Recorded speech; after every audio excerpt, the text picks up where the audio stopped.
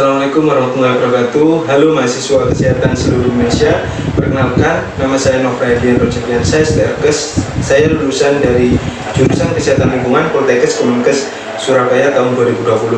Izinkan saya untuk share atau berbagi pengalaman terkait dengan ujian kompetensi nasional kesehatan.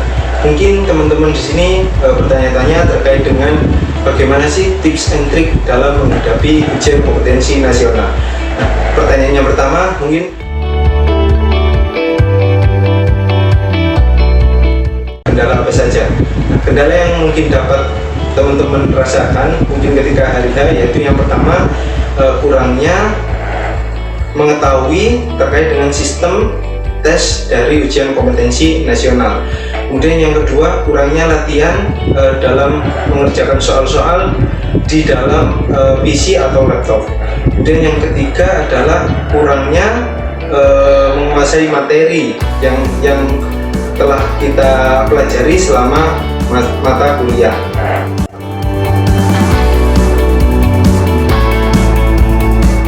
Dalam menghadapi ujian kompetensi ada beberapa hal yang teman-teman bisa lakukan. Yang pertama adalah terutama mempersiapkan materi-materi atau review ulang materi-materi yang ada di yang kita pelajari selama kuliah.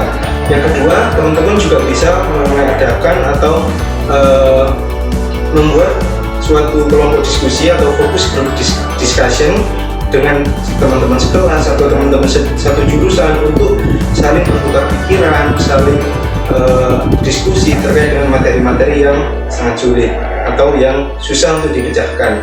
Dari fokus group discussion mungkin dapat suatu jawaban dalam suatu permasalahan itu.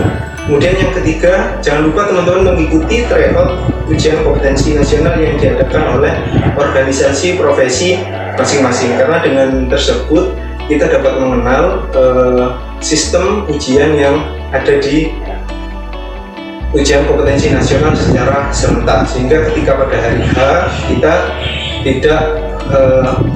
tidak sudah mengetahui secara jelas bagaimana sistem yang ada di ujian kompetensi nasional.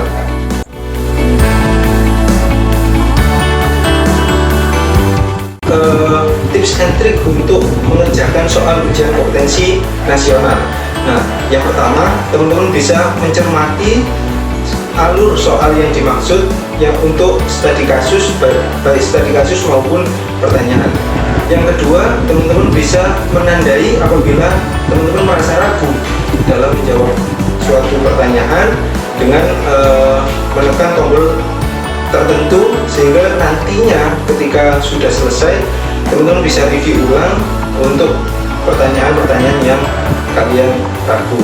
Yang ketiga, ketika kalian sudah mengerjakan soal, kalian jika ada waktu lebih atau waktu belum selesai, teman-teman bisa mereview ulang mulai dari yang pertama hingga waktu selesai, sehingga dengan demikian teman-teman bisa memastikan bahwa jawaban-jawaban teman-teman yang sudah jawab itu benar dan nantinya akan mendapat nilai yang sesuai dengan standar, sehingga dapat dikatakan kompeten.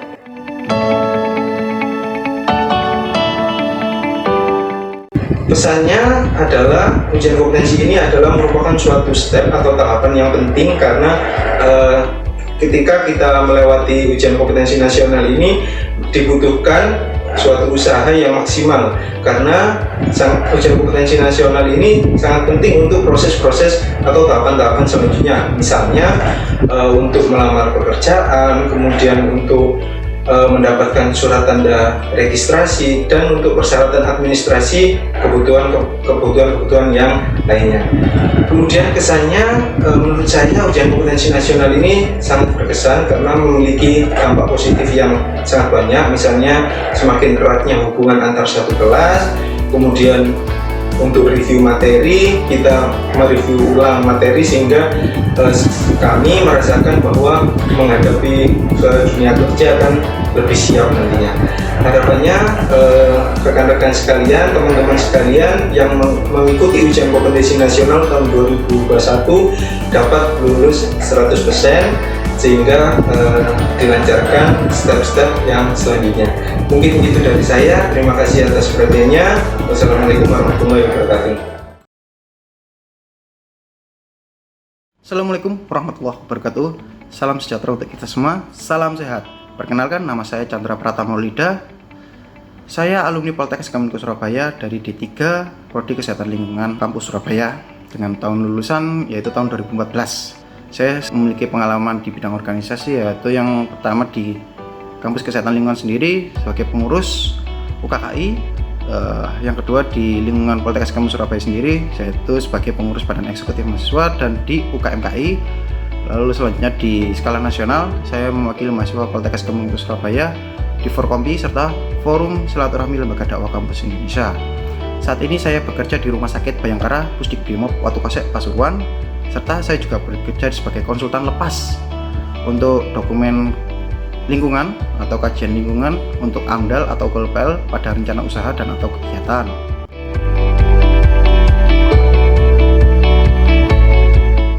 Uji kompetensi itu persyaratan untuk mendapatkan sertifikat kompetensi atau sertifikat profesi yang diikuti oleh calon tenaga kesehatan. Ya, jadi bukan hanya ijazah aja dan transkrip nilai yang kita butuhkan, tapi sertifikat kompetensi ini menjadi nilai tambahan pada masa akhir ya, masa pendidikan.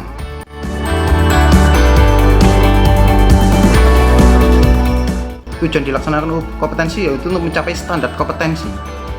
Standar kompetensi lulusan yang bukan hanya mengandalkan ijazah dan transkrip nilai saja, tapi standar kompetensi yang memenuhi untuk standar kompetensi di bidang pekerjaan kita nanti.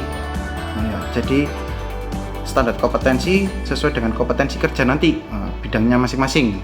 Tapi kompetensinya sudah dinyatakan baik melalui sertifikat kompetensi itu sendiri.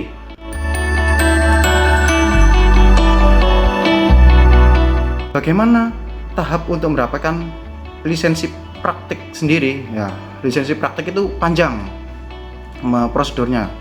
Jadi mulai dari mengikuti ujian kompetensi sendiri, lalu ujian kompetensi sendiri itu mendapatkan sertifikat kompetensi, lalu melakukan registrasi untuk mendapatkan STR atau surat tanda registrasi, dinyatakan sebagai calon tenaga kesehatan, bukan calon tenaga kesehatan tapi sudah tenaga kesehatan lagi ya, melalui MTKI atau Majelis Tenaga Kesehatan Indonesia. Lalu tenaga kesehatan dapat mengajukan lisensi praktik yang sudah mendapatkan pekerjaan ya, tentunya untuk mendapatkan rekomendasi dari pimpinan institusi kesehatan atau tempat praktik bekerja. Itu nanti diurus ke dinas kesehatan setempat itu. Jadi untuk mendapatkan lisensi praktik itu prosedurnya cukup panjang ya. Jadi bukan hanya uji kompetensi tapi mengurus lagi di STR tadi, di MTKI, yaitu surat tanda registrasi.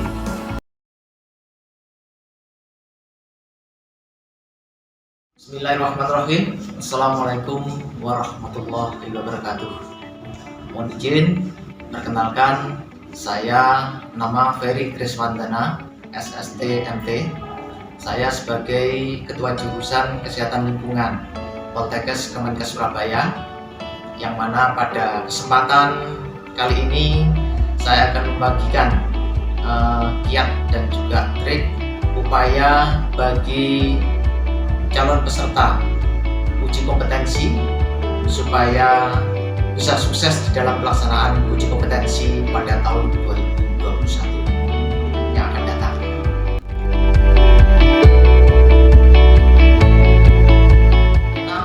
Hal yang perlu diperhatikan ya, ini yang pertama yaitu menghindari sistem kebut semalam ya, yaitu misalnya ini supaya dihindari.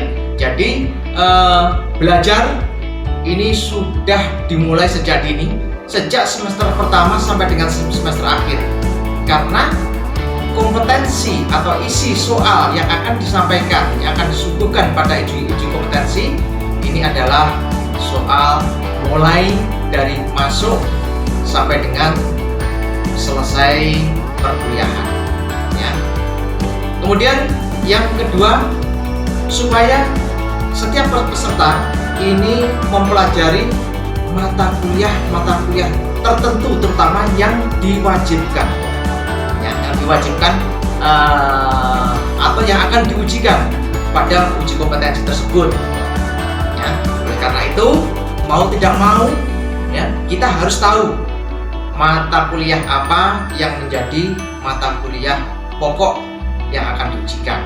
Misalkan seperti yang ada di jurusan kesehatan lingkungan, ya, mata kuliah yang harus dipelajari yaitu terkait dengan pengolahan air, pengelolaan limbah cair, penyihatan makanan dan minuman, pengendalian vektor dan penyakit, kemudian pencemaran tanah dan pengelolaan sampah, kemudian penyihatan udara dan juga pemberdayaan masyarakat. Nah, mata kuliah tersebut ini tidak boleh ada yang dianalogikan, ya, karena proporsi atau bobotnya ini semua akan mewarnai soal uji kompetensi tersebut. Yang kedua, ya, ini setiap peserta berusaha untuk mengikuti tryout, ya, tryout uji kompetensi.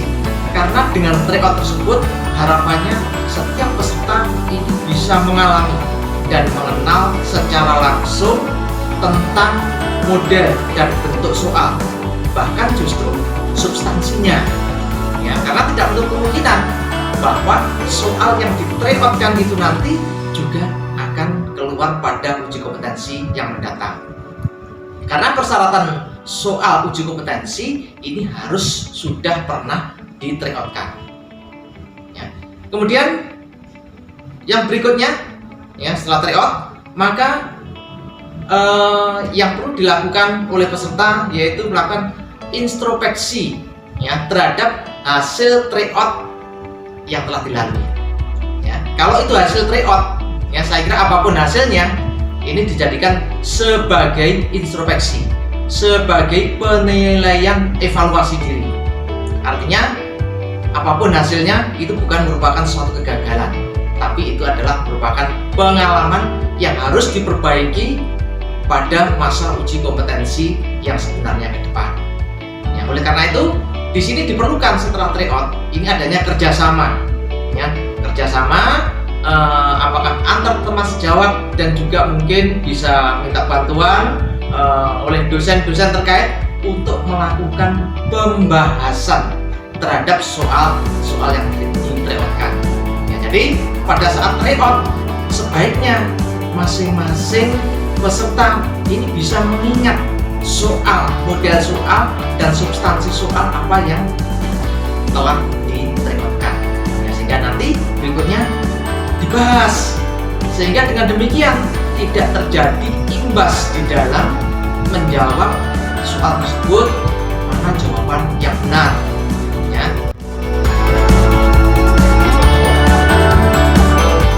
Dilakukan pada tahap pra uji kompetensi, ya, ini kita sarankan bahwa di dalam setiap pelaksanaan pembahasan soal, setiap pelaksanaan evaluasi belajar PPN mulai dari semester 1 sampai dengan semester akhir, terutama untuk mata uji atau mata kuliah yang akan diuji kompetensikan, ya, ini dikondisikan dalam bentuk soal tersebut mendekati model soal uji kompetensi, yaitu soal model vignette yang ada kasus, let-in dan juga option 5 jawaban. Ya, ini baik diberikan secara baik diberikan dalam ujian tengah semester maupun ujian akhir semester. Dengan demikian, maka secara tidak langsung, ya, bahwa seorang peserta didik ini sudah mulai mengenal, sudah mulai memahami tentang bagaimana model dan bentuk uji kompetensi ke depan. Kemudian soal dalam bentuk vignette ini diwajibkan menjadi metode evaluasi PBM. Ya, ini yang kita lakukan. Ya, sehingga kalau saudara sekarang kalau waktu UTS dan UAS itu soalnya ada dalam bentuk vignette, yang tujuannya adalah untuk mengenalkan soal-soal uji kompetensi. Dan tidak hanya itu saja, ya. Setelah saudara mengerjakan soal, apakah itu UTS maupun UAS, maka setelahnya lakukan pembahasan atas soal yang telah diberikan dalam evaluasi tersebut. Ya, selamat dan sukses. Semoga saudara berhasil. Amin, amin ya rabbal alamin. Demikian ya sekilas trik dan juga upaya yang bisa kami sampaikan untuk kesuksesan di dalam pelaksanaan uji kompetensi mendatang. Terima kasih. Bila taufiq wal hidayah. Wassalamualaikum warahmatullahi wabarakatuh.